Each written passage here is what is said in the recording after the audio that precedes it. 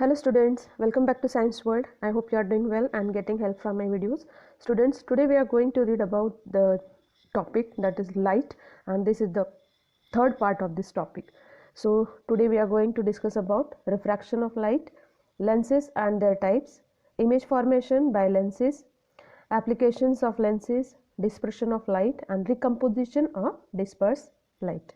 Students, if you find this video useful for you, then please like, comment and share with your friends. Also subscribe my channel and press the bell icon to get notification of my upcoming videos. So let's start with refraction of light. What is refraction of light?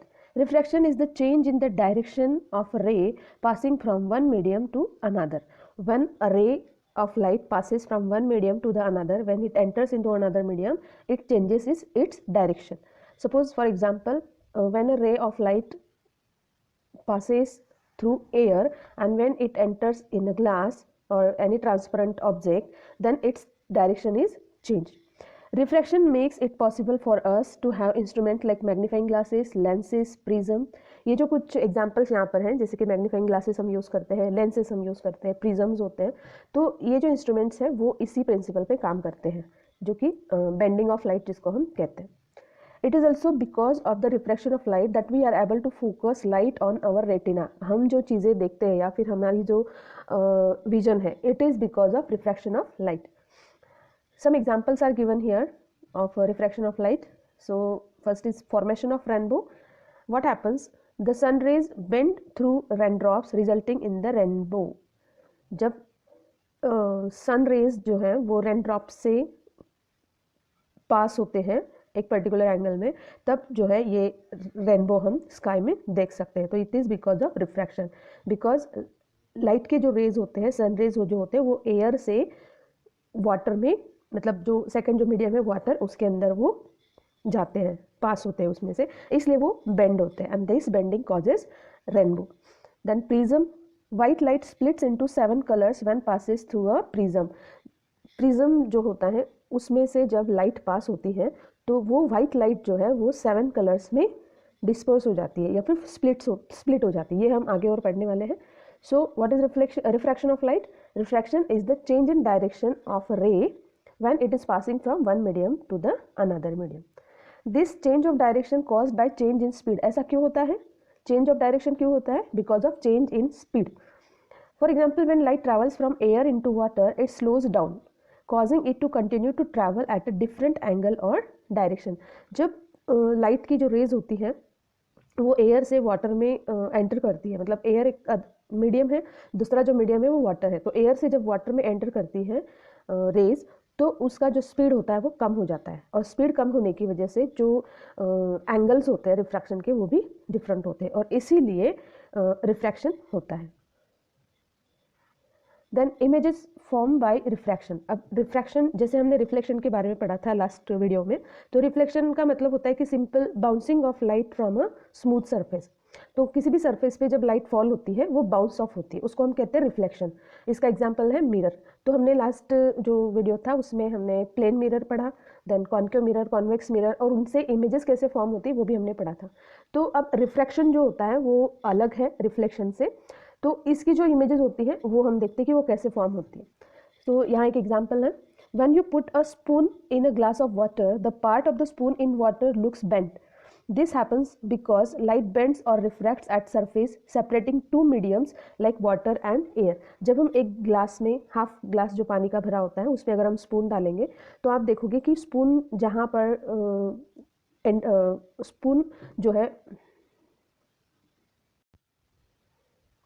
जब हम एक spoon को पानी के भरे हुए glass में डालते हैं और उसको अगर हम देखेंगे साइड से, तो हमें दिखता है कि वो जो स्पून है वो बीच में बेंड हो रहा है ना. वो इसलिए because of refraction. When a refracted ray reaches our eyes, we see an image in the direction of the ray. अब जब रे उसमें पास होती है, एयर से वाटर में जो पास होती है, तो उसका डायरेक्शन चेंज होता है, और जो इमेज हमें दिखती है उसके अंदर जो स्पून है उसकी जो नीचे वाला पार्ट जो है वो हमें उस डायरेक्शन में दिखता है जिस डायरेक्शन में वो रे पास होती है, और इसीलिए हमें वो थोड़ा बेंड हुआ दिखाई देता है. The position and the size of this image are usually different from those of the object. और ये जो इमेज है जो हमें दिखाई देती है पानी के अंदर, उसकी पोजीशन और साइज जो होती है वो ऑब्जेक्ट से थोड़ी सी अलग होती है, डिफरेंट होती है। This is because of refraction. यहाँ आप देख सकते हो 2-3 एग्जाम्पल्स हैं। एक तो ये पेन है यहाँ पर जो कि हमने पानी के अंदर डाला हुआ है बाउल में, तो आप देख सकते हो यहाँ पर बेंडिंग दिखाई दे रहा है। यहाँ एक आइसक्रीम स्टिक है जो भी यहाँ पर बेंड हुई दिखाई देती है। Here you can see a spoon in the glass, here also one straw is there, and here यहाँ पर पीछे की तरफ कुछ डिज़ाइंस बनी है, तो वो जो है हमें मैग्नीफाइड होके दिखाई दे रही है।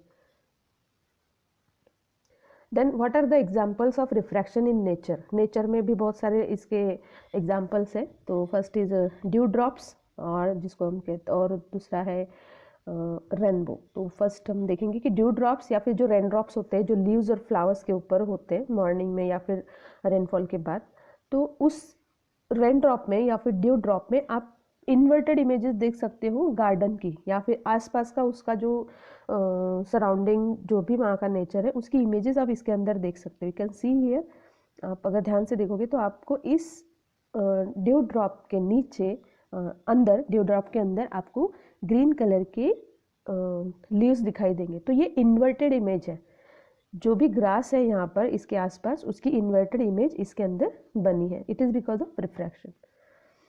तो these are the images formed by refraction. Then also we can see magnified images like veins। आप यहाँ पर देख सकते हो कि जो veins है लीफ की, ये एक ड्यू ड्रॉप है जो कि लीफ के ऊपर है, और यहाँ आप देख सकते हो अंदर की जो वेन है वो मैग्नीफाइड है, वो हमें थोड़ी सी बड़ी दिखाई दे रही है, just like a magnifying glass. So it can create, so refraction की वजह से ऐसी इमेजेस फॉर्म होती है, एंड ये इमेजेस रियल भी हो सकती है या फिर वर्चुअल भी हो सकती है। हियर ऑल्सो यू कैन सी बिल्कुल क्लियर पिक्चर आपको इमेज की यहाँ पर दिखेगी।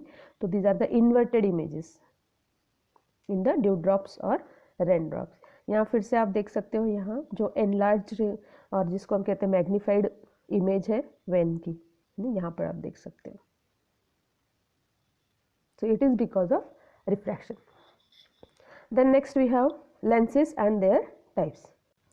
The lenses are used in cameras, telescopes, microscopes and spectacles.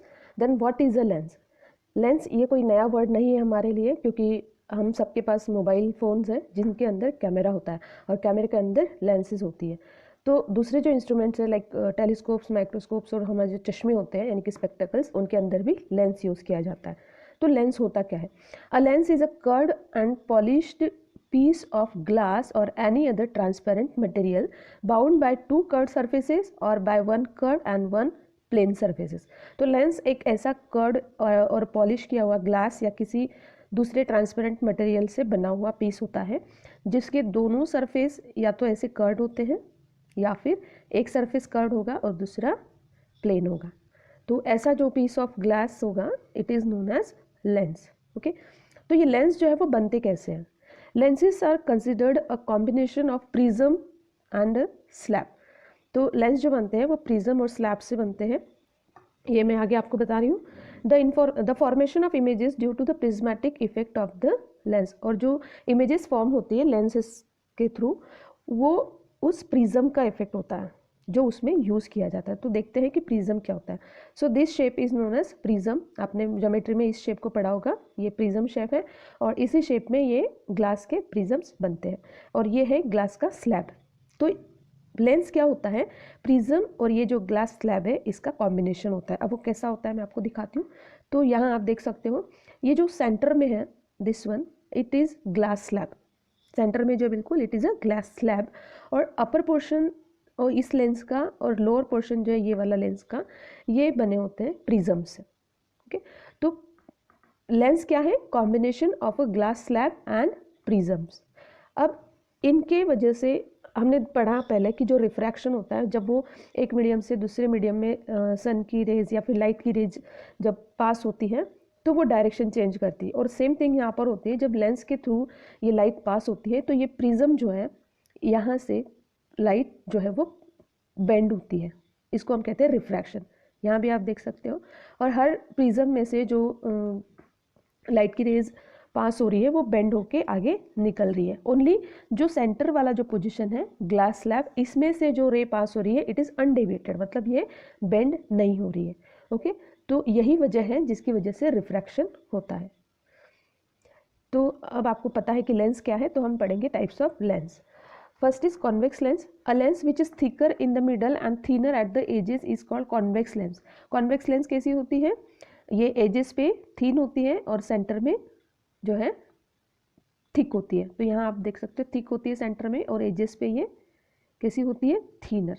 Okay, तो यहाँ आप देख सकते हो तीन तरह की लेंसेज है। तो कॉन्वेक्स लेंस जो है वो इन टाइप्स की हो सकती है, plano convex, concavo convex and double convex.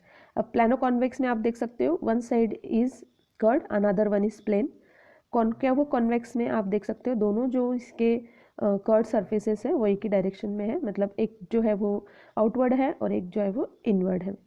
और डबल कॉन्वेक्स में आप देख सकते हो दोनों जो सरफेस है इसके वो आउटवर्डली कर्व्ड है। The convex lens is also called converging lens. अब कॉन्वेक्स लेंस को कन्वर्जिंग लेंस क्यों कहते हैं वो मैं आपको बताती हूँ। The converging action of convex lens. The converging action of convex lens can be explained as follows. In its simplest form, a convex lens can be explained as made up of two prisms at the base, with its base facing each other and separated by a rectangular glass slab in between the two, as shown in the figure. अब ये figure आप देखिए, हमने already इसको देख लिया है। तो सेंटर में क्या है, ग्लास स्लैब है इसके, और अपर हाफ और लोअर हाफ जो है इसका उसमें प्रिज्म्स है, और इन प्रिज्म्स के बेस जो है वो एक दूसरे को फेस कर रहे हैं। मतलब अपर हाफ के जो प्रिज्म्स हैं वो लोअर हाफ के जो प्रिज्म्स हैं उनके बेस को फेस कर रहे हैं। तो प्रिज्म का बेस, मतलब सपोज ये प्रिज्म है तो ये साइड जो है उसका बेस हो गया, और नीचे वाला जो लोअर हाफ है उसका जो प्रिज्म है उसका जो है ये बेस है, तो ये एक दूसरे को ये फेस कर रहे हैं। तो इस तरह से इनका अरेंजमेंट होता है लेंस के अंदर। तो कन्वर्जिंग एक्शन क्या होता है, the ray of light passing through the central portion of the lens which is behaving as a glass slab remains undeviated। अब जब लाइट पास हो रही है यहाँ से इस लेंस में से, तो जो सेंटर में ग्लास स्लैब है वो अनडेविएटेड रे उसमें से पास होती है। अनडेविएटेड मतलब जिसका डायरेक्शन चेंज नहीं हो रहा है, वो सीधी जा रही है। The ray of light falling on the upper and lower halves of the lens that act as a prism bend inwards toward the base of the prism। अब जो प्रिज्म्स है यहाँ पर, ये वाले और ये वाले, आप इनको ऑब्जर्व कीजिए। यहाँ से जो लाइट बेंड हो रही है, ये रे जो बेंड हो रही है वो बेस की तरफ बेंड हो रही है। ऊपर वाले हाफ में भी आप देख सकते हो प्रिज्म का जो बेस है उस डायरेक्शन में ये बेंड होती है। ओके, यहाँ से आप देख सकते हो इस तरह से। तो ये जो रे ऑफ लाइट जो फॉल होती है इसके ऊपर, प्रिज्म के ऊपर यानी कि लेंस के ऊपर, तो इसका जो सेंट्रल पार्ट होता है लेंस का, जो ग्लास स्लैब होता है, वहाँ से जो लाइट की रे पास हो रही है वो अनडेविएटेड होती है, उसका डायरेक्शन चेंज नहीं होता है, इट इज़ स्ट्रेट। और जो ऊपर वाला हाफ और नीचे वाला जो हाफ पार्ट है उसमें जो प्रिज्म्स होते हैं उनकी वजह से लाइट जो है वो अंदर की तरफ यानी कि इनवर्डली वो कन्वर्ज होती है, उनका डायरेक्शन चेंज होता है। इसका मतलब क्या है कि सारे जो रेज है इसमें से गुजरने वाले वो एक पॉइंट पे आकर के यहाँ पर मिलते हैं। ओके, तो this is the converging action of convex lens. Okay, तो ये हो गया इसका फोकल पॉइंट। और फोकल पॉइंट और ये लेंस जो है इसके बीच का जो डिस्टेंस होता है it is known as focal length. Okay, this length is known as focal length. यहाँ आप और अच्छी तरीके से देख सकते हो refraction of light through a converging lens. यहाँ पर फोकल पॉइंट है जहाँ पर ये रेज आकर के मिलते हैं आफ्टर रिफ्रैक्शन। लेंस में होता है रिफ्रैक्शन, हमने पहले जो पढ़ा था लास्ट वीडियो में उसमें रिफ्लेक्शन था, और वो मिरर्स में होता है। मिरर्स में चाहे वो स्फेरिकल हो चाहे वो प्लेन हो उसमें रिफ्लेक्शन होता है। यहाँ लेंस में जो होता है वो रिफ्रैक्शन होता है। Second type of lens is concave lens. A lens which is thinner in the middle and thicker at the edges is called concave lens। आप देख सकते हैं यहाँ पर दो इसके टाइप्स हैं कॉन्केव लेंस के, एक तो प्लानो कॉन्केव और दूसरा है डबल कॉन्केव। अब ये बिल्कुल अपोजिट होता है कॉन्वेक्स लेंस से। इसमें जो सेंट्रल पार्ट होता है वो थिन होता है और एजेस जो है इसकी वो थिक होती है। Okay, so this is plano concave. एक इसमें कॉन्केव लेंस है मतलब कर्व्ड है इनवर्डली, और दूसरा प्लेन है। और डबल कॉन्केव मीन्स दोनों जो इसके साइड्स है वो अंदर की तरफ कर्व है, तो it is a concave lens. Concave lens जो है it is also known as diverging lens, इनको डाइवर्जिंग लेंस भी कहा जाता है। क्यों कहा जाता है, let's see. The diverging action of the concave lens. The outward bending of rays after suffering refraction through a concave lens is called diverging action of or divergence of the lens.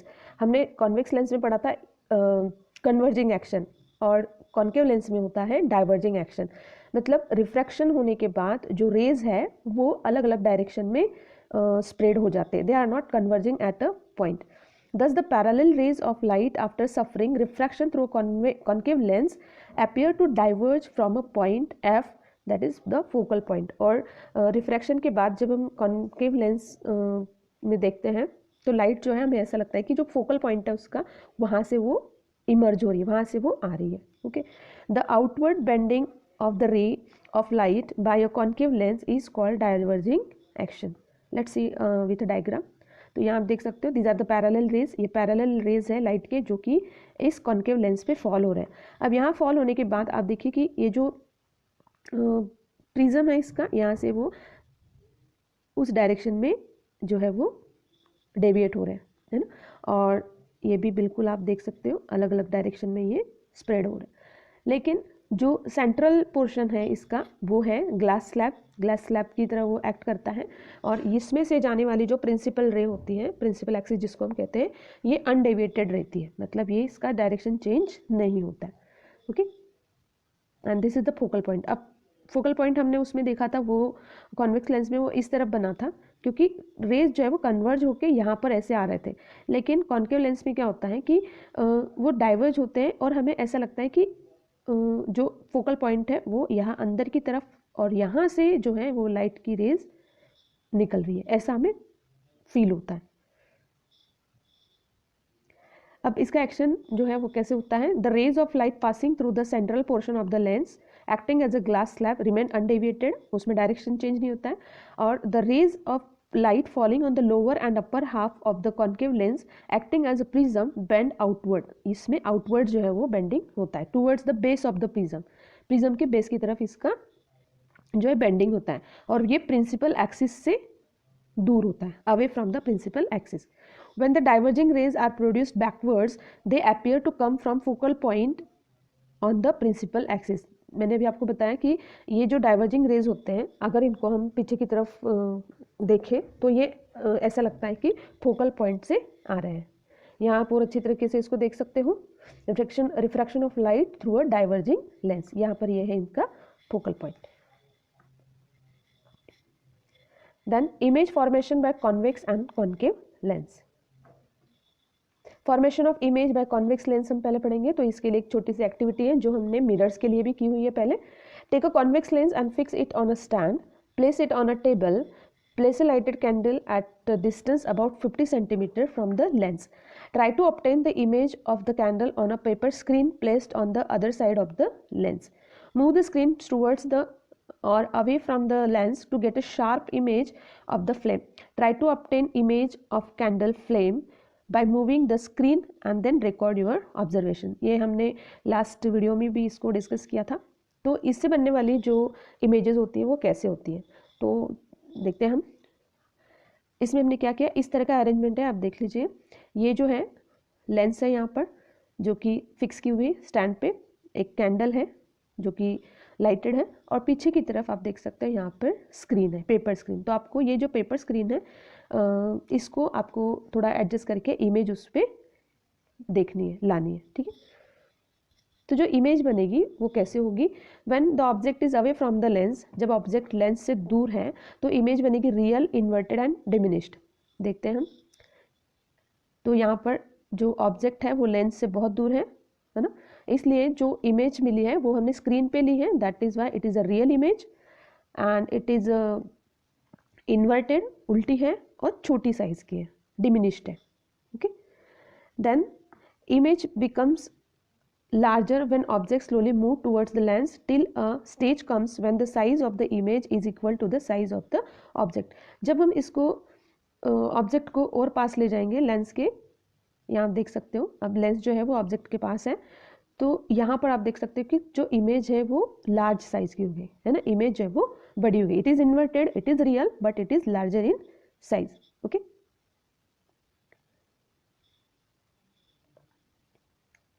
Then when object is again moved towards the lens, the size of the image becomes bigger than the size of the object.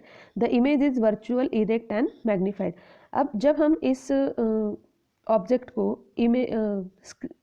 Convex lens के और करीब ले जाते हैं, closest to the lens. अब यहाँ पर जो इमेज आपको दिख रही है, ये इमेज जो है वो आपको लेंस के अंदर दिख रही है, हम इसको स्क्रीन पे नहीं देख पा रहे हैं, और इसीलिए ये इमेज जो है वर्चुअल है ना, because it is not on the screen.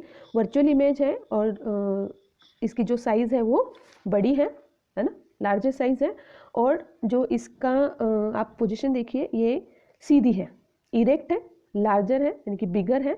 आप कह सकते हो कि इसको ये bigger than the object, object से भी वो बड़ी दिखती है. When the object is closed, when the object is placed close to the lens. तो कॉन्वेक्स लेंस में जब बहुत ज़्यादा करीब हम रख देते हैं ऑब्जेक्ट को, तो इस तरह की इमेज बनती है जो कि वर्चुअल है, इरेक्ट है और लार्जर साइज की है. Okay. Then formation of images by concave lens. Activity इसमें सेम एक्टिविटी आपको रिपीट करना है विद कॉन्केव लेंस. यहाँ हम यूज़ करेंगे concave lens in place of convex lens. The image formed by a concave lens is always virtual, erect and smaller than the object. अब concave lens से जो image form होती है वो कैसी होती है, चलिए देखते हैं. तो it always forms a virtual image, that means we can not obtain it on a screen. तो ये वर्चुअल इमेज है, ये इरेक्ट होती है यानी कि सीधी होती है, उल्टी नहीं है, सीधी है. और इसकी जो साइज़ है वो कभी भी ऑब्जेक्ट से बड़ी नहीं हो सकती. तो कॉन्केव लेंस जो है वो ऐसी इमेजेस बनाती हैं जो वर्चुअल है, इरेक्ट है और ऑब्जेक्ट से छोटी होती है. Okay. Then applications of lenses, मतलब हम लेंस कहाँ कहाँ यूज़ करते हैं. तो we use lenses in cameras, in telescopes, in compound microscopes, in magnifying glasses and simple microscopes. It is a magnifying glass is a convex lens, और जिसको हम converging lens भी कहते हैं, और इसका फोकल लेंथ जो है वो 2 to 5 सेंटीमीटर होता है. It is also called simple magnifier और सिंपल माइक्रोस्कोप. ओके. तो ये है मैग्नीफाइंग ग्लास. देन कैमराज के जो लेंस होते हैं उसमें भी हम यूज़ करते हैं लेंस को कैमराज के अंदर. ये एक मैग्नीफाइंग ग्लास है जो हमें छोटे छोटे जो लेटर्स होते हैं उसको पढ़ने में भी हेल्प करते हैं, और छोटी जो चीज़ें होती हैं उसको हमें मैग्नीफाइंग करके दिखाते हैं. देन माइक्रोस्कोप्स और जो टेलीस्कोप्स होते हैं उनके अंदर भी लेंसेज जो है वो यूज़ की जाती है. Then next is dispersion of light. You might have seen rainbow in the sky during the monsoon. हम सब ने रेनबो देखा हुआ है मानसून सीजन में, है ना. How many colours are present there in the rainbow. उसमें 7 कलर्स होते हैं, है ना. और ये 7 कलर्स होते हैं red, orange, yellow, green, blue, indigo and violet. In short we express as VIBGYOR. तो these are the 7 colours of a rainbow. आपने सोप बबल्स भी देखे होंगे, सोप बबल्स जो साबुन के पानी में बनते हैं. तो ये जो बबल्स होते हैं उनके अंदर भी 7 कलर्स हमें दिखते हैं. आपने ऑब्जर्व किया होगा इस चीज़ को. इसी तरह से जो लाइट रिफ्लेक्ट होती है कॉम्पैक्ट डिस्क यानी कि सीडी जो हम यूज़ करते हैं उसको भी अगर आप लाइट में देखोगे तो उसमें भी आप 7 कलर का जो बैंड है वो देख सकते हो. This is similar to a rainbow in the sky. और ये जो सोप बबल्स और जो कॉम्पैक्ट डिस्क के अंदर जो होते हैं कलर्स वो रेनबो के जैसे होते हैं. You can now conclude that the sunlight consist of 7 colours. The sunlight is said to be white light. This means white light consist of 7 colours. तो सनलाइट का जो कलर होता है वो वाइट होता है, और वो जो वाइट लाइट है हमें नहीं हम उसके 7 कलर्स को नहीं देख पाते हैं. वो हमें रिफ्रैक्शन के बाद, यानी कि जब ये रेज किसी एक ट्रांसपेरेंट सरफेस से या ट्रांसपेरेंट ऑब्जेक्ट से जब ये गुजरते हैं तब उस रिफ्रैक्शन होने के बाद हम इसको एज ए 7 कलर में देख सकते हैं. Okay. And this is known as the dispersion of light. तो यू कैन सी हियर ये कॉम्पैक्ट डिस्क है सीडी, ये सोप बबल्स है आप देख सकते हो, और ये है रेनबो. तो it happens because of dispersion of light. यहाँ एक एक्टिविटी है, this is known as Newton's disc, Newton's colour disc. अब ये कलर डिस्क जो है न्यूटन की, वो कैसे बनाते हैं आपके लिए मैं बता रही हूँ यहाँ पर. Take a circular cardboard disc. एक कार्डबोर्ड डिस्क लेना है आपको circular, okay, about 10 centimetre diameter का होना चाहिए.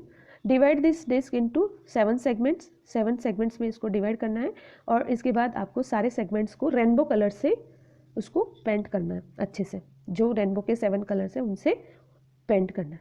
Okay, then make a small hole in the centre यहाँ पर, एंड उस सेंटर में आपको एक बॉल पेन या क्या बॉल पेन की रिफिल या फिर बॉल पेन उसको फिक्स करना है, ठीक है, यहाँ पर। और उसके बाद आपको ध्यान रखना है कि ये जो डिस्क है वो उस बॉल पेन के ऊपर, यानी कि बॉल पेन जो हमने डाला है उसके छेद के अंदर, वहाँ पर वो इजीली फ्रीली रोटेट होनी चाहिए, ये आपको ध्यान रखना है। Then rotate the disc fast in the day light, और फिर आपको इस डिस्क को अच्छे से रोटेट करना है। Okay, the 7 colours get mixed up and a whitish patch appears on the disc which shows that it is made up of 7 colors. Such a disc was made by Newton for the first time, so it is known as Newton's color disc. जब आप इस disc को बहुत ज़ोर से घुमाओगे, इसको rotate करोगे, तो ये एक वाइट कलर की डिस्क बन जाएगी. It will show only white color, and from this we can conclude that light is made up of 7 colors. So this is known as Newton's colored disc. The appearance of 7 colors on a screen is known as dispersion of light. अब ये कैसे होता है? The band of 7 colors formed on the paper screen due to the dispersion of white light is known as spectrum of white light. जब ये light जो है white light इसका डिस्पर्शन होता है और ये 7 कलर्स में डिस्पर्स होता है, उसको बोलते हैं spectrum of white light. Thus we can say that white light is made up of 7 colors. The lights of all colors travel at the same speed in vacuum. Vacuum जहाँ पर होता है वहाँ पर लाइट की जो स्पीड होती है, यानी कि जो कलर्स होते हैं वो सेम स्पीड से ट्रैवल करते हैं. But in a transparent medium such as glass, water etcetera, the light of different colours travel with different speed. जब लाइट किसी ट्रांसपेरेंट मीडियम में एंटर करती है, जैसे कि ग्लास है या फिर पानी है, तो उसके जो डिफरेंट कलर्स है वो डिफरेंट स्पीड से ट्रैवल करते हैं. The red light travels fastest. Red light जो है वो उसका स्पीड ज़्यादा होता है और वायलेट जो है वो सबसे स्लोएस्ट होता है स्पीड उसका, और इसी की वजह से रेड लाइट जो है वो ज़्यादा बेंड होती है, रेड लाइट जो है वो ज़्यादा बेंड नहीं होती है, और वायलेट जो लाइट है वो ज़्यादा बेंड होती है.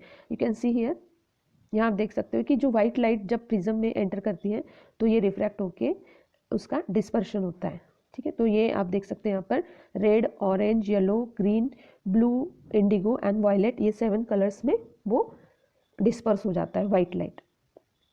So this is known as dispersion of white light. Here also you can see these are the 7 colors of rainbow.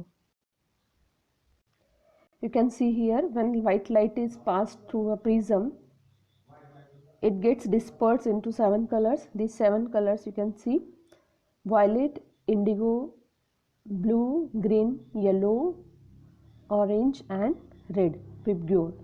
You can see all the 7 colors here. This is known as dispersion of light. Recomposition of disperse white light. जब white light disperse होती है तो उसके 7 colour का हमें spectrum मिलता है. But अगर ये 7 कलर्स का स्पेक्ट्रम है, यानी कि ये जो डिस्पर्स लाइट है उसको अगर हम कलेक्ट करेंगे तो क्या हमें वाइट लाइट मिलेगी? Let's see. When 2 glass prisms are placed opposite to each other, 2 glass prism जब हम एक दूसरे के अपोजिट रखेंगे, the spectrum produced by the first glass prism is recombined when these rays are allowed to pass through the oppositely placed second glass prism. अब जब disperse light जो है उसको जब हम सेकेंड प्रिज्म में पास होते हैं तो क्या होता है? You can see that white light जो है वो पहले तो डिस्पर्स होती है 7 कलर्स में, और जब हम इसको सेकंड प्रिज्म में पास होने के लिए अलाउ करते हैं तो वो जो है वापस वाइट लाइट बन जाती है. यहाँ आप देख सकते हो डायग्राम में, यहाँ पर जो है वाइट लाइट, ये डिस्पर्शन के बाद 7 यहाँ पर बैंड्स में इसका स्पेक्ट्रम बन गया डिस्पर्शन के बाद. फिर दूसरा जो प्रिज्म हमने यहाँ पर रखा है, यहाँ पर इसका रिकॉम्बिनेशन होता है, यानी रिकम्पोजिशन होता है, और ये जो स्पेक्ट्रम है इसकी वापस एक वाइट लाइट बन जाती है. Okay, so this is known as recomposition of white light. यहाँ नीचे आप क्लियरली यहाँ देख सकते हो, ये जो है ये स्पेक्ट्रम है वाइट लाइट का, और सेकंड प्रिज्म में ये वाइट लाइट से फर्स्ट प्रिज्म में आप यहाँ देख सकते हो डिस्पर्शन ऑफ लाइट, और यहाँ सेकंड प्रिज्म में आप देख सकते हो recomposition of dispersed white light. So here we have finished this third part of this video, that is topic was light. I request you to watch all the 3 videos to understand this whole chapter completely. And thank you for watching this video. Please like, comment, share and subscribe my channel and press the bell icon to get notification of my upcoming videos. We will soon meet in our next video. Till then, take care. Bye bye.